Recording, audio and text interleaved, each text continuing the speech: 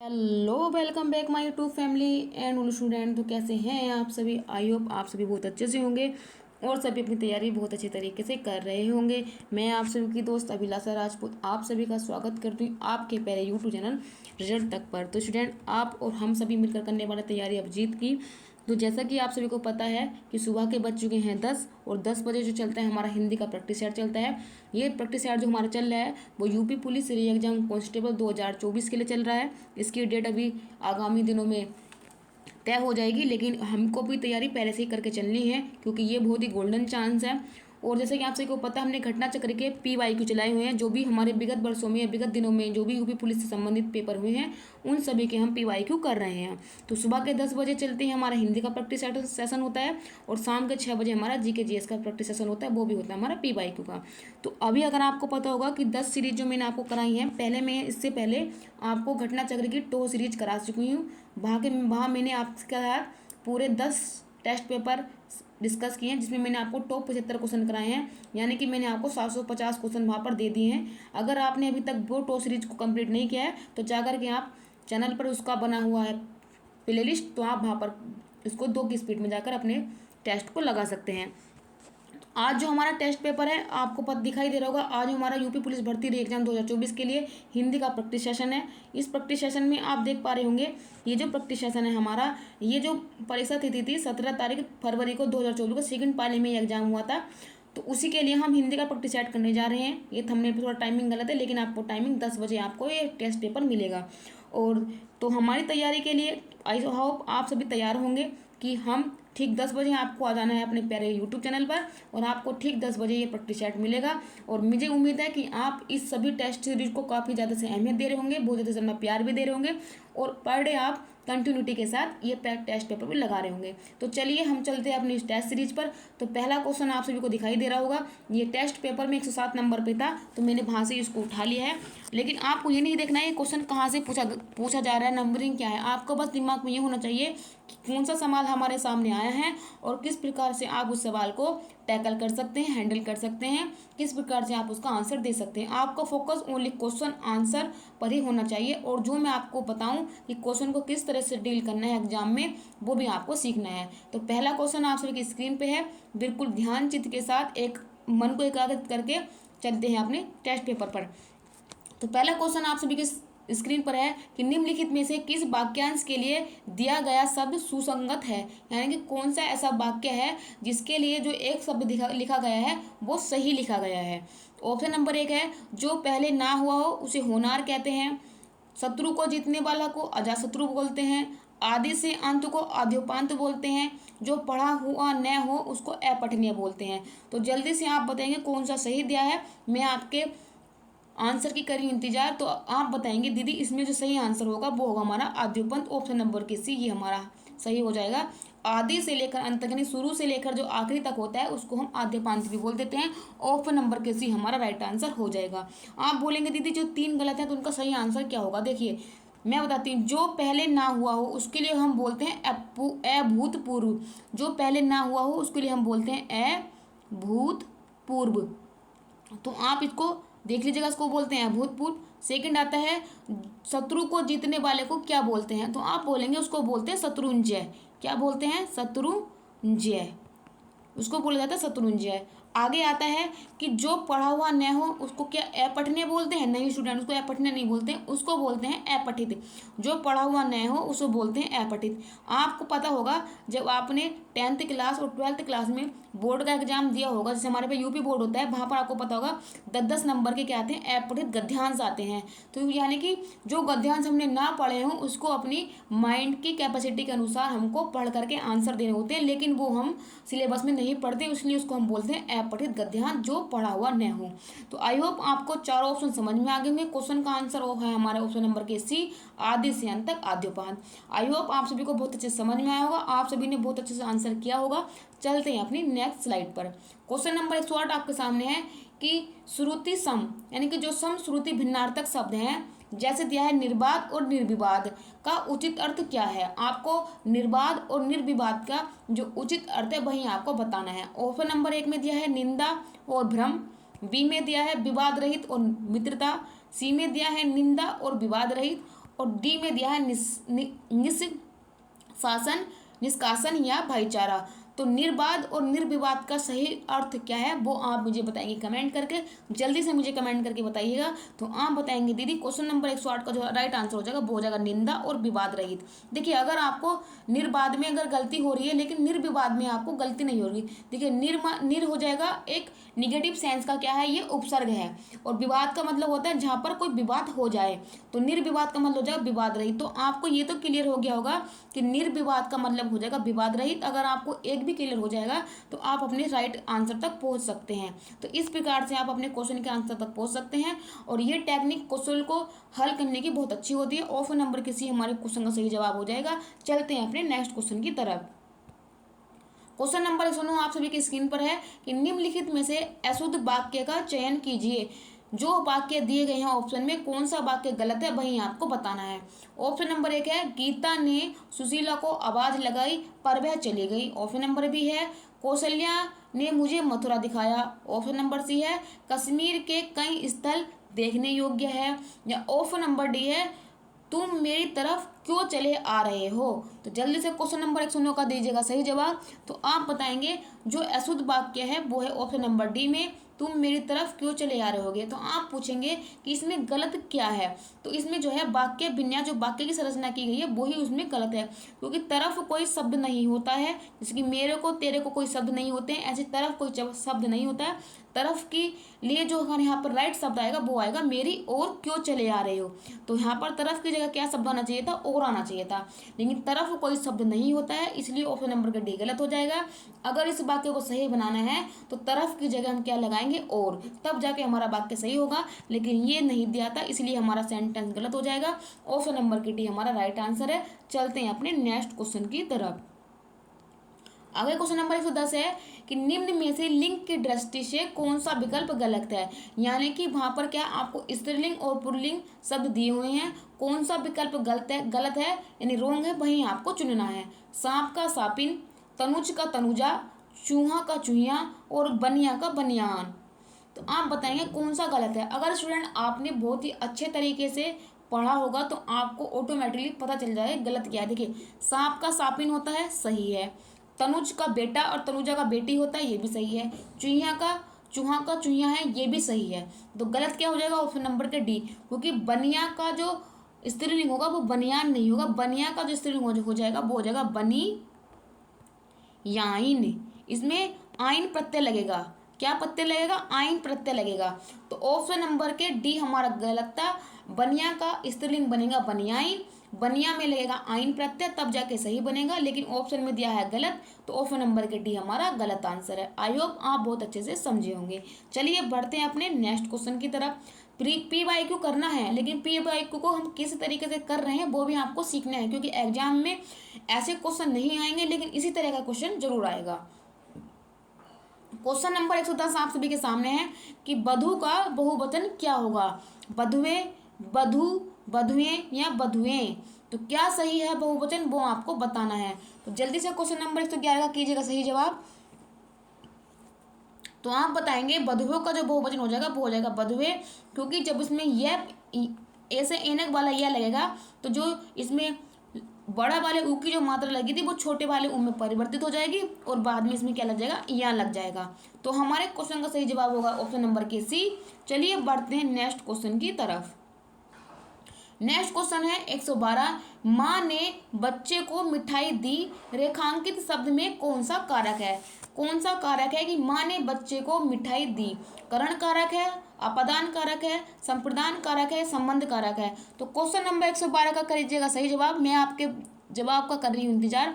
तो आप बताएंगे माँ ने बच्चों के लिए मिठाई ली या माँ ने बच्चों को मिठाई दी। तो आप बताएंगे किसी के लिए अगर कोई काम किया जाता है किसी के लिए तो वहां पर क्या होता है, संप्रदान कारक होता है। ऑप्शन नंबर के सी हमारा सही जवाब हो जाएगा, क्योंकि माँ ने बच्चों के लिए मिठाई दिया। अब ऐसा तो नहीं होगा कि मम्मी कहेंगे ले बेटा मिठाई ले ले और लेके इसको देख ले, दे के मुझे वापस कर दे, मैं मिठाई वाले की दुकान पे वापस कर आऊँ। क्योंकि जैसे कहते हैं ना, राजा ने भिखारी को कंबल दिया, तो राजा ने भिखारी को कंबल देने के बाद ऐसा नहीं है कि कोई लगा ले कंबल देख ले और मेरे साथ फोटो खिंचा ले, मैं वायरल हो जाऊंगा और बाकी बाजी कंबल दे देना। तो ऐसा कुछ नहीं है।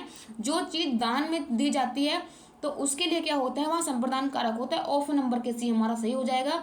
अगर स्टूडेंट मैं आपसे पूछूं कि हमारे हिंदी में कितने प्रकार के कारक होते हैं, तो आप बताएंगे दीदी 8 प्रकार के कारक होते हैं। कोई कभी कभी क्वेश्चन में ये पूछ लेता है कि कारक कितने प्रकार के होते हैं, और 8 प्रकार के कारक होते हैं। तो उन्हीं उतने ही क्या होते हैं, पर्शक होते हैं। क्योंकि जैसे कि आपको यहाँ को आ रहा है ना, को, तो ये क्यों, पर्शक है। तो कारक में जो शब्दों की हम पहचान करते हैं वो पर्शक से करते हैं।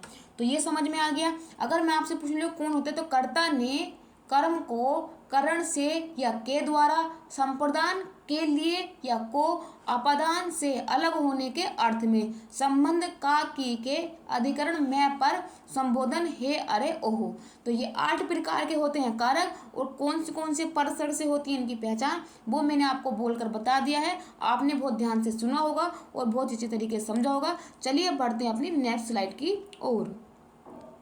क्वेश्चन नंबर 113 आपके सभी के सामने है कि निम्नलिखित में से कौन सा शब्द तद्भव है। यानी कि आपको यहाँ पर ऑप्शन में तद्भव शब्द को पहचानना है। तो चलिएगा, ऑप्शन है ओष्ठ, मृतिका, उल्लू या बानर। तो कौन सा तद्भव शब्द है वही आपको बताना है। तो क्वेश्चन नंबर 113 का दीजिएगा सही जवाब। तो आप बताएंगे उल्लू क्या है, ये तद्भव शब्द है। तो आप पूछेंगे कि उल्लू का जो तत्सम होगा वो क्या होगा, तो आप बताएंगे उल्लू का जो तत्सम हो जाएगा वो हो जाएगा उल्लूक।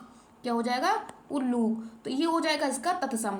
अब आप पूछेंगे कि ओष्ठ का तद्भव, क्योंकि ओष्ठ तद्भव नहीं है, तो ओष्ठ क्या है, तत्सम है, तो इसका तद्भव क्या हो जाएगा, इसका तद्भव हो जाएगा होठ। अगर आपसे पूछेगा कि मिट्टी का तद्भव क्या है, तो मृतिका का हो जाएगा मिट्टी। क्या हो जाएगा, मिट्टी। अगर आपसे पूछेगा बानर का क्या हो जाएगा, तो बानर का हो जाएगा बंदर। तो आई होप आपको चारों ऑप्शन क्लियर हो गए होंगे। कौन सा तत्सम है, कौन सा तद्भव है, वो मैंने आपके सामने बता दिया है। चलते हैं अपने नेक्स्ट क्वेश्चन की तरफ। इस क्वेश्चन का राइट आंसर हो जाएगा उल्लू, और इसका हो जाएगा उल्लूक। चलिए नेक्स्ट की तरफ। क्वेश्चन नंबर 114 आपके सामने है कि निम्नलिखित में से कौन सा शब्द तत्सम है। स्टूडेंट आप एग्जाम में मान के चलिए 1 या 2, तो क्वेश्चन आपके पास तद्भव तत्सम से डेफिनेटली 100% आने वाला है। तो आप क्या कीजिएगा, तत्सम तद्भव जितने से जितने आप प्रैक्टिस कर सकते हैं ज़्यादा से ज़्यादा प्रैक्टिस कीजिए। और मैं तो आपको ये राय दूंगी, जितना आप अपनी नोटबुक में अपने हाथ के नीचे से जितना शब्द निकाल लेंगे, यकीन मानिएगा ये आपके पक्के हो जाएंगे। चलिए ऑप्शन पढ़ लेते हैं, सांवला, सुख, सींग या सींग या सीख। तो तत्सम शब्द बताना है आपको। तो तत्सम शब्द क्या है, जल्दी से दीजिएगा सही जवाब 114 का। मैं कर रही हूँ इंतजार। तो आप बताएंगे दीदी सुक्स क्या है, सुक्स ये तत्सम शब्द है, तो इसका तद्भव क्या होगा, तो इसका तद्भव हो जाएगा सूखा। तो क्या हो जाएगा, सूखा इसका तद्भव हो जाएगा। सांवला का श्यामल होता है, ये आपको पता होगा। और ये शब्द क्या है, सारे के सारे तत्सम है, तद्भव है, लेकिन हमारा जो सही आंसर हो जाएगा क्वेश्चन नंबर के बी, इसका हो जाएगा सूखा। चलते हैं अपने नेक्स्ट क्वेश्चन की तरफ, क्योंकि तद्भव और तत्सम से सवाल 100% आएगा।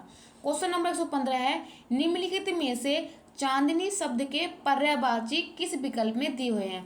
यानी कि आपको चांदनी का साइनोनियम यानी कि इसका पर्यायवाची बताना है कि किसी और शब्द का भी अर्थ क्या होता है, चांदनी ही होता है। ऑप्शन है कुमुदनी, ज्योत्सना। ऑप्शन नंबर बी है ज्योत्सना या ललना।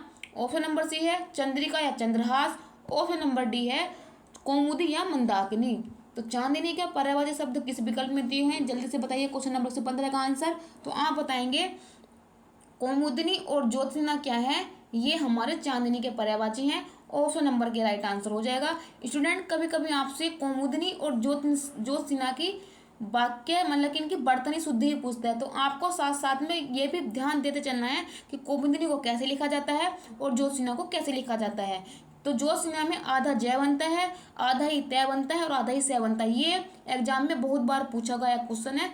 तो आपको ज्योत्सना कैसे लिखा जाता है ये भी आपके माइंड में छप जाना चाहिए। इसीलिए कहते हैं कि PYQ को आपको 360 डिग्री पर हल करना आना चाहिए, क्योंकि PYQ को लगाने का सही मतलब यही होता है। सिर्फ ये नहीं कि आपने क्वेश्चन आंसर खेल रहे हो, इस तरीके से आपका एग्जाम कभी भी नहीं निकलेगा। आपको कोई भी क्वेश्चन निकले, आपको उसमें हर तरीके से क्वेश्चन ढूंढना आना चाहिए कि इस सवाल से और क्या सवाल बन सकता है। ठीक है, तो ये तो हो गया हमारे क्वेश्चन का आंसर ऑप्शन नंबर के। आगे आपको दिखाई दे रहा होगा चंद्रहास। चंद्रहास क्या है, रावण की जो तलवार थी उसका नाम चंद्रहास था। तो चंद्रहास किसका पर्यायवाची होता है, ये होता है तलवार का। तलवार का पर्यायवाची क्या होता है, चंद्रहास। तो कभी कभी आपसे ये भी पूछ लेता है। तो ये भी हो गया हमारा। चलते हैं आगे की तरफ। Question number next, question number 16 है कि निम्नलिखित में से निश्चयवाचक सर्वनाम है, यानी कि ऐसा कौन सा सर्वनाम है जो किसी चीज को डेफिनेट कर देता है कि यह निश्चित है, यानी कि यही है, इसके अलावा कुछ नहीं होगा।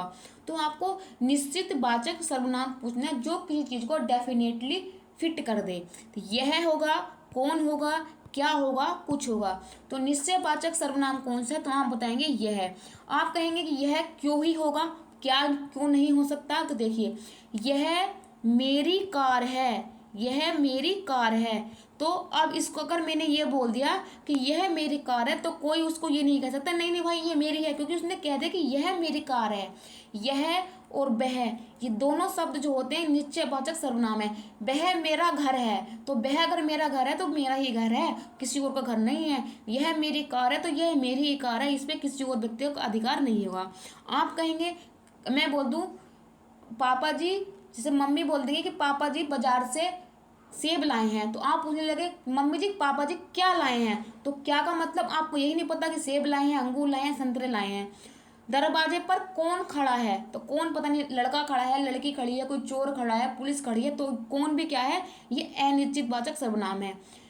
पापा जी बाजार से कुछ लाए हैं, अब कुछ में क्या लाए हैं ये भी डेफिनेट नहीं है। तो क्या, कौन, कुछ, ये क्या है, अनिश्चित सर्वनाम है। लेकिन यह और वह डेफिनेटली सर्वनाम होते हैं, निश्चयवाचक सर्वनाम होते हैं, इसलिए हमारा ऑप्शन नंबर के ये राइट आंसर होगा। चलते हैं अपने नेक्स्ट क्वेश्चन की तरफ। क्वेश्चन नंबर 117 आप सभी के सामने है। कवीश्वर का संधि विच्छेद क्या है? कवि प्लस अस्वर, कवि प्लस ईश्वर, कवि प्लस स्वर या कवि प्लस ईश्वर। तो कवीश्वर का सही संधि विच्छेद क्या होगा? अगर आपको संधि पता होगा तो आप सही संधि विच्छेद कर सकते हैं, वरना आप अपना क्वेश्चन गलत कर लेंगे। तो आप बताएंगे इसका जो राइट आंसर हो जाएगा ऑप्शन नंबर के डी होगा, क्योंकि कवि की जो वर्तनी होती है वो इस प्रकार से लगी जाती है, यानी कवि के ईश्वर कवीश्वर, कवि के ईश्वर कवीश्वर, ये होगा सही संधि विच्छेद। ऑप्शन नंबर के डी हमारा राइट आंसर है। अगर मैं आपसे पूछूं कि कवीश्वर में इसमें कौन सी संधि है, तो आप बताएंगे दीदी इसमें दीर्घ संधि है, क्योंकि आपको पता होगा जब सम एक ही जाति के दो स्वर आपस में मिलते हैं तो वे क्या बनते हैं, आपस में दीर्घ बन जाते हैं। जब यहाँ पर छोटी की मात्रा और बड़ी की मात्रा आपस में मिली है तो बड़ी की मात्रा बन गई है, इसी वजह से यहाँ पर दीर्घ संधि हो जाएगा और कवीश्वर की संधि विच्छेद कवि प्लस ईश्वर हो जाएगी। ऑप्शन नंबर के डी हमारा राइट आंसर है। चलते हैं अपने नेक्स्ट स्लाइड की तरफ। क्वेश्चन नंबर 118 है, क्या कोई तारों को गिन सकता है? वाक्य में किस चिन्ह का प्रयोग हुआ है? क्या कोई तारों को गिन सकता है? तो जो ये चिन्ह आया है तो वाक्य में किस प्रकार के चिन्ह का हुआ है प्रयोग, वही आपको बताना है। कोष्टक चिन्ह का, अर्धविराम चिन्ह का, प्रश्नवाचक चिन्ह का या निर्देशक चिन्ह का। तो क्वेश्चन नंबर 118 का आप जवाब देंगे दीदी ये जो सवाल में प्रश्न चिन्ह का यूज हुआ है तो इसको प्रश्न चिन्ह बोलते हैं, क्वेश्चन मार्क बोलते हैं, यानी कि इसका मतलब क्या है, क्वेश्चन मार्क। क्योंकि क्या जो है, क्या के लिए हमने अगर क्या वाक्य के शुरू में लग जाता है तो बाद में क्या है, प्रश्नवाचक चिन्ह लगता है। ऑप्शन हमारा सी राइट हो गया। आगे मैं आपसे ऑप्शन डिस्कस कर लेती हूँ। कोष्टक चिन्ह किस प्रकार से होता है, तो आप बताएंगे दीदी कोष्टक चिन्ह क्या है, इस प्रकार से बनता है। अर्धविराम कुछ ऐसे बनता है। अगर आपसे पूछेगा निर्देशक चिन्ह, तो निर्देशक चिन्ह कुछ इस प्रकार से होता है और योजक चिन्ह थोड़ा सा छोटा होता है। योजक चिन्ह और निर्देशक चिन्ह में कोई अंतर नहीं होता, बस क्या है, निर्देशक चिन्ह थोड़ा बड़ा होता है और योजक चिन्ह जो है थोड़ा छोटा होता है। बस निर्देशक और योजक चिन्ह में यही अंतर होता है। तो चारों ऑप्शन आप सभी को समझ में आ गए हैं। चलते हैं नेक्स्ट क्वेश्चन की तरफ। अगले स्लाइड पे क्वेश्चन नंबर 19वां है। क्वेश्चन को ध्यान से पढ़ना है, ऑप्शन को ध्यान से पढ़ना है, पढ़ने के बाद मनन करना है, चिंतन करना है, तब आपको ऑप्शन का आंसर देना है। तो ईमानदार शब्द में कौन सा विशेषण है? गुणवाचक विशेषण है, संख्यावाचक विशेषण है, परिणामवाचक विशेषण है और सार्वनामिक विशेषण है। कल क्वेश्चन आया था गुणवाचक विशेषण का, तो मैंने आपको वहां पर भी डिस्कस किया था कि विशेषण की पहचान कैसे करते हैं। तो देखिए ईमानदारी क्या है, ईमानदार एक गुण है, व्यक्ति के अंदर का भाव है। तो किसी भी व्यक्ति या वस्तु की उसकी अच्छी क्वालिटी, उसकी बैड क्वालिटी अगर आप ये इंडक्ट करते हैं, बताते हैं, तो उसको हम गुणवाचक विशेषण बोलते हैं। तो ऑप्शन नंबर के हमारा सही आंसर हो जाएगा। 119 नंबर का जो राइट आंसर बनेगा ऑप्शन नंबर के ए, गुणवाचक विशेषण। आई होप आप सभी को समझ में आया होगा कि अगर अगली बार आपको क्वेश्चन मिलता है किसी भी व्यक्ति के बारे में अच्छे गुण, किसी भी व्यक्ति के बारे में गंदे विचार या कुछ भी बताया जाए, किसी की स्पेशलिस्ट को आप अगर व्यक्त करते हैं तो वो गुणवाचक विशेषण में आती है। चलते हैं नेक्स्ट। क्वेश्चन नंबर 120 है कि निम्न में से सकर्मक क्रिया का उदाहरण क्या है। यानी कि सकर्मक क्रिया होनी चाहिए कि जो जहाँ पर कर्म हो रहा है वो सकर्मक होना चाहिए, उसको हम कहते हैं सकर्मक क्रिया। इसका कौन सा एग्जाम्पल ऑप्शन में दिया है वही आपको बताना है। ऑप्शन नंबर ए है वह छत पर है। ऑप्शन नंबर बी है राम मंदिर अयोध्या में बना है। हाथी सो रहा था। रमेश ने खिलौने खरीदे। तो चलिए बताइएगा 120 में सकर्मक क्रिया का उदाहरण कौन सा है। आप बताएंगे दीदी इसमें जो राइट आंसर हो जाएगा वो हो जाएगा ऑप्शन नंबर के डी, रमेश ने खिलौने खरीदे। अगर आपसे पूछेगा सकर्मक क्रिया की पहचान कैसे होगी, रमेश ने क्या खरीदा, खिलौने खरीदे, यानी कुछ ना कुछ तो उसने खरीदा होगा। वह छत पर है, क्या है छत पर, कोई जवाब नहीं आया। राम मंदिर अयोध्या में बना, मतलब कि इसमें क्या बना। हाथी सो रहा है, क्या सो रहा है, कैसे सो रहा है आपको थोड़ी ना पता है। लेकिन रमेश ने क्या है बाजार से खिलौने खरीदे। और देखिए यहाँ पर कर्म क्या है खिलौना, यहाँ पर कर्म क्या है खिलौने खरीदे गए और कर्ता क्या है रमेश। तो जो भी बात का इफेक्ट पड़ रहा है वो खिलौने पर पड़ रहा है, तो इसीलिए वजह से यहाँ सकर्मक क्रिया हो जाएगी। ऑप्शन नंबर के डी हमारा राइट आंसर हो जाएगा। चलते हैं अपने नेक्स्ट क्वेश्चन की तरफ। क्वेश्चन नंबर 121 आप सभी के सामने है। भौतिक शब्द में कौन सा प्रत्यय है। मैं आपसे 1000 बार कह चुकी हूँ कि प्रत्यय, उपसर्ग और मूल शब्द से आपके सामने 100% क्वेश्चन देखने को मिलेगा। आपको इस पर अपनी पकड़ अच्छे से बना लेनी है। भौतिक में कौन सा शब्द में प्रत्यय लगा है, इक लगा है, की लगा है, कै लगा है, बड़ी ई लगी है। तो भौतिक में क्या प्रत्यय लगा है, तो आप बताएंगे क्वेश्चन नंबर 121 का राइट आंसर करके। जल्दी से आप मुझे सवाल का आंसर दीजिएगा, फिर बढ़ेंगे हम अपने आगे सवाल की तरफ। तो मैं आपके सवाल का कर रही हूँ इंतजार, जल्दी से मुझे जवाब दे दीजिए, फटाफट से जवाब दीजिए। तो आप कहेंगे भौतिक में, आप बताएंगे इसमें मूल स्वर क्या है, भूत। भूत इसमें मूल स्वर है, क्योंकि अगर आप इसमें जोड़ेंगे इक प्रत्यय, तो इक प्रत्यय से क्या होगा, जो ऊ है यो बड़े जो औ की मात्रा होती है इसमें बदल जाएगा। किस में बदल जाएगा, औ की मात्रा में बदल जाएगा। तो भौतिक का बन जाएगा भो, और ती पे लगेगी छोटी की मात्रा और कैस में जुड़ जाएगा, तो बन जाएगा ये भौतिक। अगर आपसे पूछ ले कि भौतिक में मूल शब्द क्या है, तब आप बताएंगे भूत, और भूत से बना है भौतिक, ठीक है। और इसमें क्या प्रत्यय लगा है, एक प्रत्यय लगा है। तो मैंने आपको पोस्टमार्टम करके बता दिया। इसी प्रकार से आपको प्रत्यय आने चाहिए, और प्रत्यय जो होते हैं वो शब्द के आखिरी में यानी अंत में लगते हैं। चलिए बढ़ते हैं नेक्स्ट क्वेश्चन की तरफ।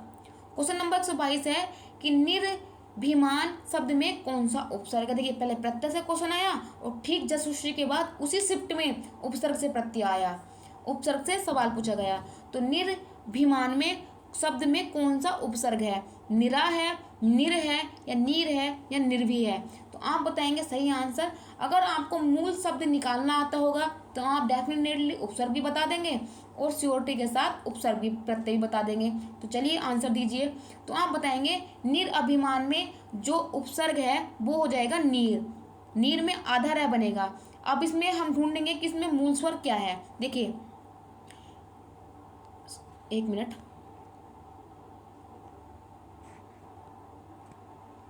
देखिए इसमें क्या है, पहले तो इसमें नीर प्रत्यय है, सॉरी उपसर्ग है। आप कहेंगे इसमें मूल स्वर क्या है, अभिमान। क्या हो जाएगा, अभिमान। ध्यान से देखते रहिए और अच्छे से समझना है। देखिए ये है रे आधा, और ए क्या है, स्वर है। जब स्वर रे में आके जुड़ेगा तो ये क्या करेगा, रे को पूरा कर देगा। तो क्योंकि रे में अगर हम स्वर जोड़ देंगे तो रे क्या हो जाएगा, पूरा हो जाएगा। देखिए यहाँ पर रे पूरा हो गया। अब यहाँ पे ए तो खत्म होगा, क्योंकि ए तो आके रे में जुड़ गया। अब ए हो गया खत्म, आगे क्या बचा, भीमान। तो निर्भिमान। तो निर्भिमान में मूल शब्द क्या था, अभिमान, और निर लगा था प्रत्यय जिसमें रे क्या था, आधा वाला। तो यानी कि ऑप्शन नंबर के सी हमारा सही जवाब हो जाएगा। बढ़ते हैं अपने नेक्स्ट क्वेश्चन की तरफ। आई होप आप सभी को मेरे द्वारा दी गई जानकारी अच्छी लग रही होगी। अगर स्टूडेंट आपको कंटेंट और सेशन पसंद में आ रहा है, अगर आप चाहते हैं कि आपको पर डे टेस्ट मिलता रहे, और मेरी कोशिश यही है कि जब तक हमारा यूपी पुलिस री एग्जाम कांस्टेबल का होता है तब तक आपको हर दिन PYQ या प्रैक्टिस सेट जरूर कराया जाएगा। बस आपसे यह है कि आपको इस सेशन को अपना प्यार देना है, चैनल को सब्सक्राइब जरूर कर लेना है, बेल आइकन को प्रेस करना है, साथ में अपना फीडबैक भी जरूर देना है कि आप और क्या चेंजेस चाहते हैं, वो भी आप अपना फीडबैक दीजिएगा। तो चलिए क्वेश्चन नंबर 123 है कि निम्नलिखित में से किस विकल्प में सही समाज विग्रह नहीं है, यानी कि समाज विग्रह सही नहीं है, गलत हुआ है, वही आपको बताना है। यज्ञशाला, यज्ञ के लिए शाला, वेद पुराण, वेद और पुराण, नवनिधि, 9 प्रकार की निधियां, या देह लता, देह रूपी लता। तो कौन सा समास विग्रह सही नहीं है, वही आपको बताना है। तो क्वेश्चन नंबर 123 का दीजिएगा सही जवाब। मैं आपके जवाब की कर रही हूँ इंतजार, तो जल्दी से जवाब दीजिए। तो आप बताएंगे क्वेश्चन नंबर 123 का सही जवाब है दीदी, वो हो जाएगा ऑप्शन नंबर के सी। नवनिधि का मतलब 9 प्रकार की विधियां नहीं होता है, ये गलत है। यज्ञ के लिए शाला, यज्ञशाला सही। वेद पुराण, वेद और पुराण, क्योंकि इसमें लगा योजक चिन्ह, और योजक चिन्ह में जिसको हटाते थे और का यूज करते, ये भी सही है। देह लता, लता रूपी देह, तो ये भी सही हो जाएगा। गलत क्या हो जाएगा, नवनिधि 9 प्रकार की निधियां नहीं होता है। क्वेश्चन नंबर 23 का राइट आंसर हो जाएगा ऑप्शन नंबर के सी। तो आप पूछेंगे दीदी इसका सही क्या होगा, तो नवनिधि का जो आपका सही समाज विग्रह बनेगा वो बनेगा 9 निधियों का समूह। 9 निधियों का समूह नवनिधि कहलाता है। ऑप्शन नंबर के सी हमारा सही जवाब है। चलते हैं नेक्स्ट स्लाइड की ओर। आगे क्वेश्चन नंबर 124 है कि आकर्षण का विलोम शब्द है।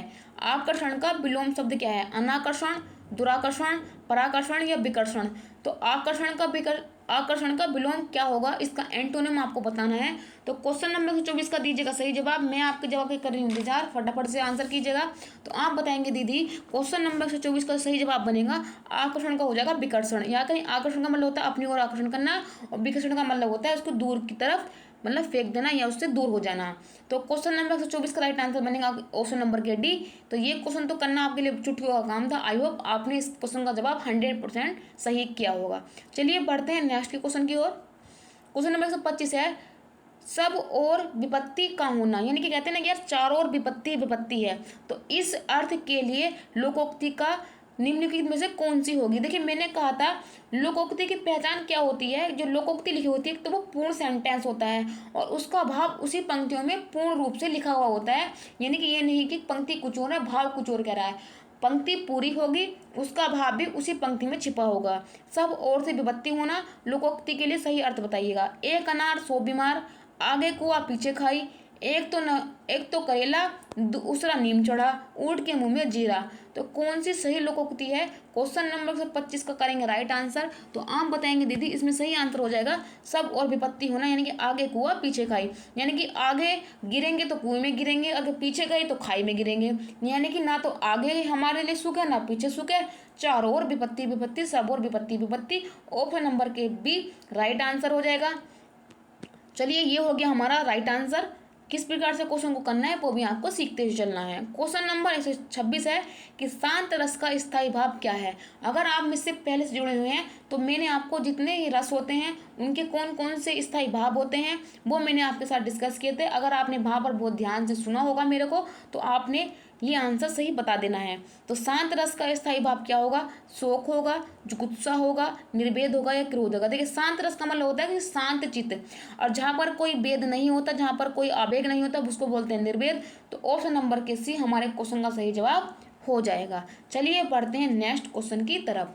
अगर आपसे मैं पूछ लूँ कि जुगुप्सा किसका है तो आप बताएंगे जुगुप्सा होता है भीभत्स रस का। अगर मैं पूछूं क्रोध किसका होता है तो आप बताएंगे रोध रस का, और शोक किसका होता है करुण रस का। तो मैंने 4 ऑप्शन डिस्कस कर दिए हैं। चलते हैं नेक्स्ट। क्वेश्चन नंबर 27 है शिल्पगत आधार पर दोहे का उल्टा क्या होता है। देखिए मैंने आपको दोहे को किस प्रकार से याद करना है कि दोहे में 4 पंक्तियां होती हैं, कौन कौन सी पंक्ति सम और विषम में कितनी कितनी मात्राएं होती हैं, और दोहे का उल्टा क्या होता है वो भी मैंने आपसे डिस्कस किया था। इसलिए कहते हैं कि अगर आप जुड़े हुए हैं तो कंटिन्यूटी के साथ जुड़े रहिएगा, आपको बहुत ही अच्छे से आपकी तैयारी हो जाएगी। कुछ बच्चे कह रहे थे कि दीदी कंटेंट को लेके आइए। देखिए कंटेंट करने का समय अब हमारे पास नहीं है।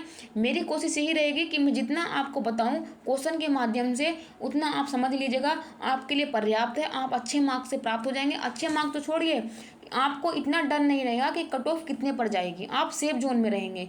वहाँ पर मैं आपके सामने डिस्कस कर चुकी हूँ पीछे।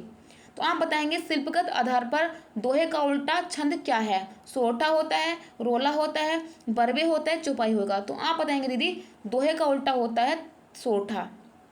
ऑप्शन नंबर के हमारा सही आंसर है। पीछे आपकी क्लास जब आप करेंगे तो आपको वहाँ पर डिटेल मिल जाएगी। मैं चलती हूँ नेक्स्ट क्वेश्चन की तरफ, क्योंकि हमको क्या है जल्दी से जल्दी क्वेश्चन भी करने और सीखना भी है। मैं आपको बता देती हूँ कि दोहे में पहले और तीसरे में 13-13 मात्राएं होती हैं और इसकी दूसरी और चौथी पंक्ति में 11-11 मात्राएं होती हैं। यही अगर हम सोरठा में चले जाएंगे तो पहले तीसरे में 11-11 मात्राएं और दूसरे चौथे में 13-13 मात्राएं हो जाती है। बस इनमें यही अंतर होता है। और मैंने आपको वहाँ पर यह भी डिस्कस किया था कि आप इनको कैसे याद रख सकते हैं। चलिए बढ़ते हैं नेक्स्ट क्वेश्चन की तरफ। अगर आपको ये सब देखना है तो आपको पीछे की क्लास पूरी करनी पड़ेगी। क्वेश्चन नंबर 128 है, रहीमन पानी राखिए बिन पानी सब सून, पानी गए न उबरे मोती मानुष चून। इस पंक्ति में कौन सा अलंकार है। ये अलंकार तो आप बचपन से अगर आप पढ़ते आ रहे होंगे तो 9th 10th 11th 12th ये आपको हमेशा एग्जाम में आता हुआ मिलता है और सर लोग भी इसको कराता है। चलिए ऑप्शन है यमक अलंकार, शिलस अलंकार, विप्सा अलंकार या अनुप्रास अलंकार। तो रहीमन पानी राखिए बिन पानी सब सून, पानी गए न उबरे मोती मानुष चून, पंक्तियों में अलंकार कौन सा है। जल्दी से आप मुझे आंसर बताएंगे। तो क्वेश्चन नंबर 108 का राइट आंसर हो जाएगा शिलेष अलंकार, क्योंकि शिलेष अलंकार में होता है शब्द तो एक ही होता है। जैसे यहाँ पे पानी है लेकिन पानी के शब्द यहाँ पे मोती दिया है, मानुष दिया है, चून दिया है। शब्द एक अर्थ अनेक अलंकार शिलेष। ये परिभाषा भी आपको टीचर ने आपको लिखाई होगी कि शब्द एक होगा, अर्थ अनेक होंगे, अलंकार शिलेष होगा, शब्द युगल अर्थ अलग, अलंकार यमक। इस प्रकार से इनकी परिभाषा को याद किया जाता है। हमारे क्वेश्चन का राइट आंसर ऑप्शन नंबर के बी। तो पानी गए ना उबरे मोती मानुष चून, ये हो गया हमारा सब। तो आप बताएंगे यहाँ पर पानी के 3 अर्थ दिए हैं। एक दिया है मोती, मोती का मतलब होता है कांति, मानुष का मतलब होता है आत्मसम्मान, और दूसरे जो चून दिया है चून का मतलब होता है जल। तो एक ही शब्द के अधिक अर्थ निकल रहे हैं। तो ये हो जाएगा हमारे क्वेश्चन का राइट आंसर। ये थी इसकी एक्सप्लेनेशन। बढ़ते हैं आगे की तरफ। क्वेश्चन नंबर 37 है कि निम्नलिखित में से कौन सा शब्द अनेकार्थी शब्द है, भेद से संबंधित नहीं है। यानी कि अनेकार्थी शब्द है लेकिन भेद से संबंधित नहीं है। भिन्नता, प्रकार, मूल्य, रहस्य। और ये क्वेश्चन मैंने आपको टोह सीरीज में कराया है। देखिए मुझे कितना याद है, ये सवाल मैं आपको करा चुकी हूँ टोह सीरीज में। तो 129 का जो भेद से संबंधित नहीं है वही आपको बताना है। क्वेश्चन नंबर 37 का जो राइट आंसर बनेगा आप बताएंगे मूल्य। क्या मूल्य का अर्थ भेद होता है? नहीं। भिन्नता भेद से संबंधित है, कितने प्रकार के हैं, कितने भेद हैं। रहस्य क्या है कि इस बात में भेद छुपा है। तो ऑप्शन नंबर के सी राइट आंसर हो जाएगा। चलिए बढ़ते हैं नेक्स्ट की ओर। क्वेश्चन नंबर 30 है, गाय मीठा दूध देती है। गाय मीठा दूध देती है वाक्य किस हाल का है, यानी किस काल का है। ये काल को यहाँ पर हाल लिख दिया, यहाँ पर काल आएगा, टाइपिंग मिस्टेक है कोई बात नहीं।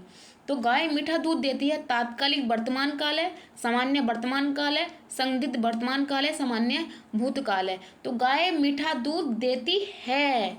क्वेश्चन नंबर 130 का देंगे सही जवाब। मैं आपका जवाब कर इंतजार करिए। यहाँ हो जाएगा सामान्य वर्तमान काल कि गाय मीठा दूध देती है। अगर आपको समय को आइडेंटिफाई हो रहा है कि गाय मीठा दूध देती है यानी कि अभी भी दे रही है तो सामान्य वर्तमान काल होगा। आप कहेंगे इसमें तात्कालिक वर्तमान क्यों नहीं होगा। देखिए अगर मैं लिख दूं कि गाय ने दूध दिया, अब कब दिया इसमें समय इंक्लूड नहीं है कि कब दिया, लेकिन दिया है तो उसको हम तात्कालिक वर्तमान काल या आसन वर्तमान काल भी कह सकते हैं।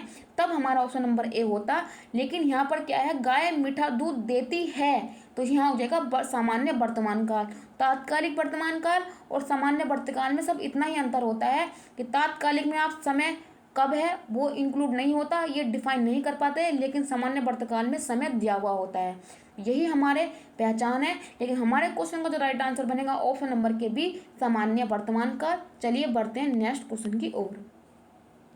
क्वेश्चन नंबर 31 है कि उमा से पढ़ा नहीं जाता, वाक्य में कौन सा वाच्य है। वाच्य मैंने आपको कई बार बता दिए हैं 3 प्रकार के होते हैं। आप बताएंगे उमा से पढ़ा नहीं जाता, इस वाक्य को पढ़ के आपको क्या लग रहा है। तो क्वेश्चन नंबर 31 का राइट आंसर हो जाएगा भाव वाच्य, क्योंकि आपको यहाँ पर भाव उत्पन्न हो रहा है कि उमा से पढ़ा नहीं जाता, पता नहीं क्यों नहीं पढ़ा जाता।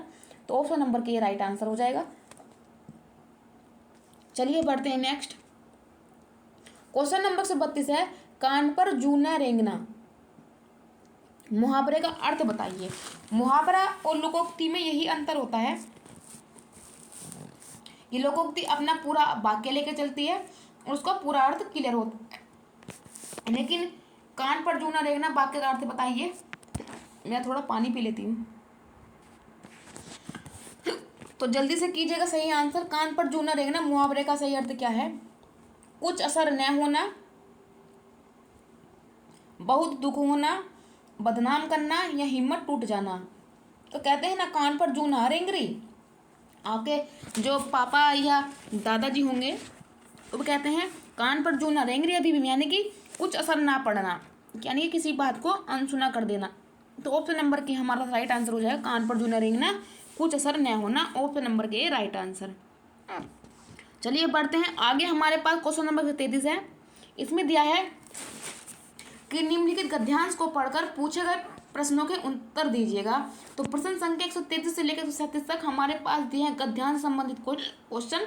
तो पहले हम पढ़ेंगे गद्यांश। मैं गद्यांश को कर देती हूँ जूम, जैसे कि आपको पढ़ने में कोई दिक्कत ना हो। तो इसको पढ़ना है, पढ़ने के बाद इसका आंसर करना है। मैंने इसको एक ही स्लाइड में रखवाया है, क्योंकि 2 स्लाइड होती है तो आपको दिक्कत होती है समझने में। महात्मा गांधी अपने काम अपने हाथों से करने पर बल देते थे। वे प्रत्येक आश्रमवासी से आशा करते थे कि वह अपने शरीर से संबंधित प्रत्येक कार्य सफाई तथा श्रम करेगा। उनका कहना था कि जो श्रम नहीं करते हैं वह पाप करता है और पाप का अन्न खाता है। ऋषियों मुनियों ने कहा है कि बिना श्रम किए जो भोजन करता है वह वस्तुतः चोरी है। महात्मा गांधी का समस्त जीवन दर्शन श्रम सापेक्ष था। उनका समस्त अर्थशास्त्र यही बताता था। पता नहीं उचकी क्यों आ रही है, हिचकी बोल देते हैं, कि प्रत्येक उपभोक्ता और उत्पादन करता होना चाहिए, कि प्रत्येक उपभोक्ता को उत्पादन करता होना चाहिए। उनकी नीतियों की उपेक्षा करने के परिणाम हम आज भी भोग रहे हैं। न गरीबी कम हो पाती है और न ही बेरोजगारी पर नियंत्रण हो पा रहा है और न अपराध में वृद्धि हमारे बस की बात हो रही है। दक्षिण कोरिया वासियों ने श्रम दान करके ऐसे श्रेष्ठ भवनों का निर्माण किया है जिनसे किसी को भी ईर्ष्या हो सकती है। तो ये हो गया हमारा गद्यांश। आपने इस गद्यांश को पढ़ा होगा, तो आप फिर से इस गद्यांश को दोबारा पढ़ लीजिएगा। मैं चलती हूँ लेकर आपको इससे संबंधित क्वेश्चन की तरफ। तो क्वेश्चन नंबर 133 आप सभी के सामने है। 133 क्वेश्चन है कि गद्यांश का उचित शीर्षक दीजिए। महात्मा गांधी के श्रम संबंधी विचार, श्रम की आवश्यकता, श्रम सुदृढ़ जीवन का आधार और श्रमहीनता के दुष्परिणाम। तो आप बताएंगे क्वेश्चन नंबर 133 का क्या होगा सही जवाब। तो आप बताएंगे गद्यांश का जो उचित शीर्षक यानी कि टाइटल है वो होगा महात्मा गांधी के श्रम संबंधी विचार। ऑप्शन नंबर के हमारा राइट आंसर हो जाएगा। चलिए बढ़ते हैं नेक्स्ट की तरफ। क्वेश्चन नंबर 134 है कि समस्त का पर्यायवाची शब्द क्या है? विकास है, संपूर्ण है, वरदान है या वृद्धि है? तो आप बताएंगे समस्त का पर्यायवाची शब्द क्या है। तो आप बताएंगे समस्त का जो पर्यायवाची साइनोनिम हो जाएगा वो हो जाएगा ऑप्शन नंबर के बी, संपूर्ण। समस्त को बोलते हैं संपूर्ण, ऑप्शन नंबर के बी राइट आंसर। आगे की तरफ बढ़ेंगे। क्वेश्चन नंबर 135 है कि महात्मा गांधी का समस्त जीवन दर्शन श्रम सापेक्ष था। इस पंक्ति का अर्थ क्या है, यानी कि इसका आशय क्या है? महात्मा गांधी श्रम को के बजाय दर्शन को महत्व देते थे, महात्मा गांधी जीवन के सापेक्ष दर्शन को महत्व देते थे, या महात्मा गांधी विचारों के सापेक्ष श्रम को महत्व देते थे, या महात्मा गांधी सभी विचार श्रम पर आधारित थे। तो ऑप्शन नंबर के 135 का दीजिएगा सही जवाब। तो आप बताएंगे महात्मा गांधी के जितने भी विचार थे ना वो श्रम करने पर आधारित थे। तो ऑप्शन नंबर के डी हमारा राइट आंसर हो जाएगा। चलिए बढ़ते हैं नेक्स्ट क्वेश्चन की तरफ। क्वेश्चन नंबर 36 है कि गांधी जी पापी किसे मानते थे? श्रमिकों को, हिंसक को, श्रम न करने वाले को या बेरोजगार को? तो क्वेश्चन नंबर 36 का सही जवाब हो जाएगा महात्मा गांधी जी उसे पापी कहते थे जो श्रम नहीं करता था। ऑप्शन नंबर के सी सही जवाब है। चलिए बढ़ते हैं नेक्स्ट की ओर। गद्यांश संबंधित लास्ट क्वेश्चन कि गद्यांश के आधार पर चोर की परिभाषा क्या है? बिना श्रम भोजन करना, किसी का सामान चुराना, पाप का अन्न खाना या बिना श्रम मौज करना। तो गद्यांश में जो चोर शब्द की परिभाषा दी गई है वो क्या दी गई है? तो क्वेश्चन नंबर 137 का सवाल का जो राइट आंसर है, जो बिना श्रम किए भोजन भी करता है ना, वो भी क्या है? चोर है। चोरी का मतलब ये नहीं होता कि आप मतलब किसी की वस्तु चुरा रहे हैं। अगर आप कोई भी काम किए बिना फल पा रहे हैं तो वो भी चोर की कैटेगरी में आएगा। तो ऑप्शन नंबर के ए 137 का है सही जवाब। बढ़ते हैं नेक्स्ट क्वेश्चन की तरफ। यह क्वेश्चन नंबर 38 है कि वह बिल्कुल थक गया है, इस वाक्य में कौन सा क्रिया विशेषण है? परिणामवाचक क्रिया विशेषण, कालवाचक क्रिया विशेषण, रीतिवाचक क्रिया विशेषण या स्थानवाचक क्रिया विशेषण? तो वह बिल्कुल थक गया है। तो क्वेश्चन नंबर 138 का दीजिएगा सही जवाब। तो आप बताएंगे इसमें हो जाएगा परिणामवाचक, क्योंकि आप इसको समझ सकते हैं, महसूस कर सकते हैं, तोल सकते हैं, नाप सकते हैं कि कितना थक गया है, बिल्कुल थक के चूर चूर हो गया है। तो ऑप्शन नंबर के सही जवाब है हमारा। चलिए बढ़ते हैं नेक्स्ट। क्वेश्चन नंबर 139 है कि निम्नलिखित में से मृदु शब्द का पर्यायवाची शब्द कौन सा नहीं है? मृषण, कोमल, कूल, मुलायम। तो मृदु का पर्यायवाची शब्द नहीं है। तो मृदु का मतलब होता है मुलायम। तो कूल भी सही हो जाएगा, मुलायम भी हो जाएगा और कोमल भी हो जाएगा। तो 139 का क्या नहीं होगा? जल्दी से बताइएगा। नहीं है पूछ रहे हैं आपसे, तो आप बताएंगे मृषण भी हो जाएगा, क्योंकि नहीं है तो क्या नहीं है? कूल नहीं है।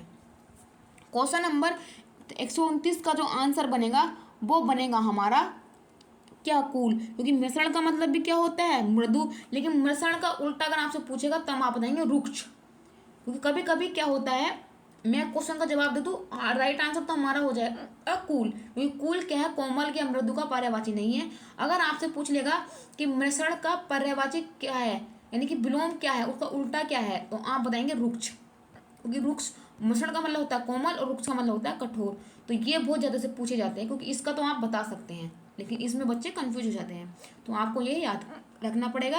राइट जवाब है कूल। बढ़ते हैं नेक्स्ट।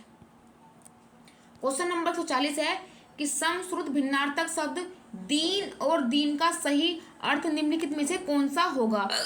अमीर या दिवस? तो समश्रुत भिन्नार्थक शब्द आपको बताना है दीन और दीन का। तो अमीर हो जाएगा या दिवस हो जाएगा? दिवस हो जाएगा कि अमीर हो जाएगा? दिवस हो जाएगा, गरीब हो जाएगा?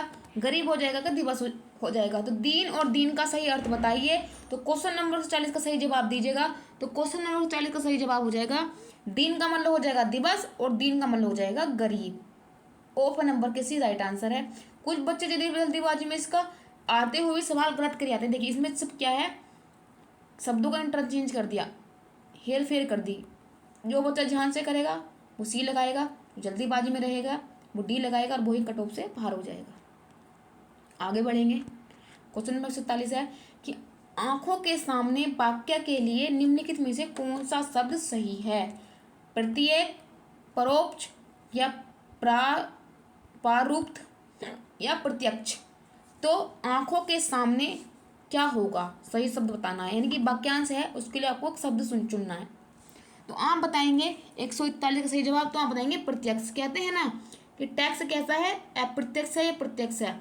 जो दो टैक्स हमारे सामने लगता है, जैसे कि आयकर है, तो आयकर आपकी आय पर लगता है, आपके सामने लगता है, आप ही ना इनकम टैक्स पे करते हैं।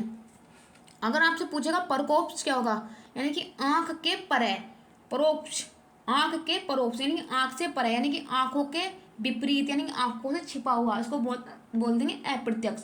अगर ये होता कि प्रत्यक्ष का विलोम क्या होगा, तो परोक्ष होगा। तो ये एक दूसरे के उल्टे में पूछे जाते हैं, विलोम शब्द में पूछे जाते हैं। आंखों के सामने तो प्रत्यक्ष और आंखों से परे तो परोक्ष। तो आपको ये भी होना चाहिए याद कि किस प्रकार से क्वेश्चन को करना है। 142 है पंचवटी निम्नलिखित में से किसकी रचना है? आप ये भी ध्यान करके रख लीजिएगा, एक या दो आपसे रचना भी पूछी जाएंगी। पंचवटी प्रेमचंद की है, सुमित्रानंद पंत जी की है, मैथिली शरण गुप्त की है, ये हरिवंश सिंह उपाध्याय की है। तो क्वेश्चन नंबर 142 का दीजिएगा सही जवाब। तो आप बताएंगे पंचवटी किसकी है? तो आप बताएंगे मैथिली शरण गुप्त की। ऑप्शन नंबर के सी सही जवाब। आगे बढ़ेंगे। क्वेश्चन नंबर 143 है कि नीरजा कृति निम्नलिखित में से किसकी है? तुलसीदास की है, महादेवी वर्मा की है, सुमित्रानंद पंत की है या चंद्रवर दाई की है? तो आप बताएंगे जो नीरजा है ये महादेवी वर्मा की है, और इन्होंने यामा भी लिखी थी, नीरजा भी लिखी थी, दीपशिखा भी लिखी थी, गुल्लू भी लिखी थी और मेरा परिवार, ये किसकी है? महादेवी वर्मा की है। तो नीरजा भी किसकी हो जाएगी? महादेवी वर्मा की। और इनको आपको पता होगा, इनको आधुनिक भारत की मीरा भी कहते हैं और ये छायावाद की कहते हैं कवित्री थी। ऑप्शन नंबर के 20 सही जवाब। आगे बढ़ेंगे। आज का ये लास्ट क्वेश्चन है और आपको चैलेंज है कि आपको सब इसको सही आंसर देना है। क्वेश्चन नंबर 144 है कि हिंदी किस भाषा से उत्पन्न हुई है, यानी कि हिंदी किस भाषा से जन्मी है? संस्कृत से, बिहारी से, अपभ्रंश से या द्रविड़ से? देखिए कल बिहारी से आई थी कि बिहारी भाषा का जो उद्गम है वो किस भाषा से हुआ है, यानी किस अपभ्रंश से हुआ है। तो मैंने आपको बताया था। अभी मैं आपको इससे पूछूंगी क्वेश्चन, लेकिन पहले आप इस सवाल का जवाब दीजिए कि हिंदी भाषा किससे उत्पन्न हुई है। तो आप बताएंगे हिंदी की जो आदि जननी है वो हो जाएगी संस्कृत। तो ऑप्शन नंबर के ये तो सही जवाब हो गया। अगर मैं पूछूं कि बिहारी किस अपभ्रंश से उत्पन्न हुई है, तो आप बताएंगे मगही। किससे? मगही से। लेकिन मगही से कितनी प्रकार की भाषाओं का जन्म हुआ था? 4 भाषाओं का। एक तो बिहारी हिंदी, एक उड़िया हिंदी, एक ओडिसी हिंदी और एक बांग्ला हिंदी। तो 4 प्रकार की भाषाओं का जो जन्म हुआ था मगही अपभ्रंश से हुआ था। लेकिन हिंदी भाषा की आदि जननी, इसकी जननी कौन सी है? तो आप बताएंगे संस्कृत। तो आपको पिछला भी याद करते चलना है। मेरी कोशिश ये रहेगी कि मैं आपको पिछला भी रिवीजन कराते चलूँ, जैसे कि मैंने आज आपको पिछले सवालों से कॉन्टैक्ट करते हुए पढ़ाया है। तो ये था आज का हमारा हिंदी का PYQ। यहाँ पर हमने जितने भी क्वेश्चन आए थे 17 की फर्स्ट मीटिंग में, तो वो सब मैंने आप सभी के साथ डिस्कस कर लिए हैं। तो आपको क्या करना है कि सारे क्वेश्चन ध्यान से पढ़ने हैं, उनका आंसर भी अच्छे से लगाना है और चैनल के साथ बने रहना है। अगर आपकी कंटिन्यूटी टूटती है तो इसमें आपका ही नुकसान है, दूसरे का तो होगा नहीं। दूसरे का तो फायदा ही होगा क्योंकि वो आपकी सीट पर पक्का हो जाएगा। तो आपको कंटिन्यूटी बनाए रखना है, चैनल के साथ बने रहना है। आपकी तैयारी, आपकी प्रैक्टिस इसी चैनल पे हो जाएगी। और डेली प्रैक्टिस सेशन तो हम कर रहे हैं। फिलहाल हमारी PYQ की सीरीज चली हुई है। जैसे ही PYQ की सीरीज पूरी होगी हम फिर से कोई नया टेस्ट पेपर लेके आएंगे। इस बार आपके लिए और भी धांसू और भी मज़ेदार टेस्ट पेपर आएगा। तो आपको क्या करना है, चैनल को सब्सक्राइब कर लेना है, बेल आइकन को प्रेस कर लेना है और साथ में इसको अपने दोस्तों के साथ भी इस वीडियो को शेयर करना है। तो मैं आप सभी को बहुत बहुत धन्यवाद देती हूँ, आपने वीडियो को आखिरी तक देखा, इस चैनल को इतना प्यार, इतना सपोर्ट दिया। आगे भी इस चैनल को अपना प्यार, अपना सपोर्ट बनाए रखना। तो चलिए मिलते हैं आपसे नेक्स्ट सेशन में इसी जोश, इसी जुनून के साथ। मैं आप सभी के दोस्त अभिलाषा राजपूत आप सभी से लेती हूँ विदा। तो आप अपना कंटेंट अच्छे से पढ़ लेना और रिविजन भी कर लेना। चलिए, थैंक यू सो मच।